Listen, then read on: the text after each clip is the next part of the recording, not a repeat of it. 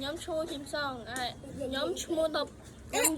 giữa đọc pi năm ơi nhóm đó nhiều rất tiền vạn thu bạc ơi mà lấy spell nói Dạy mắt thợ ơi. anh là xua mới Dạy mắt thợ ơi. ad ấy kìa án salapa salad bát bọ đây spellทำไม AOT mát cái nét bị chia ATHS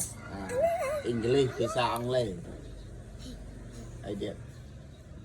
English ភាសាអង់គ្លេសបើថ្មី ENG LIS អីខុញចាច់លើសាយ N ជាសាច់ SC SCIEN CE Physical education. Physical Education PLA SI CAL CAL Education E E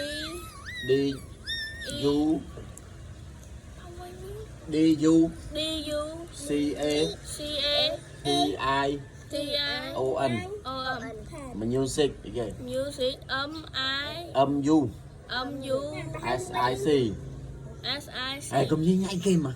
và nhóm kết là trái sao bộ viên như nhảy nhông điệu Playground ok PLA Y à vô như nhảy Chi ấy đi GO UND chồng bộ viên như nhảy này UND đi lại UND nó là nhóm chơi spell đại bộ viên như nhảy Playground là thế mày PLAYGOOUND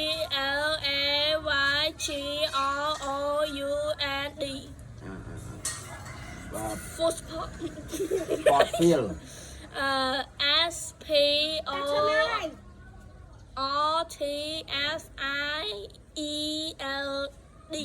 Art Room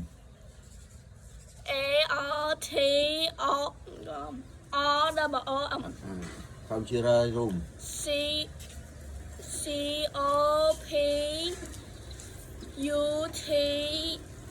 ER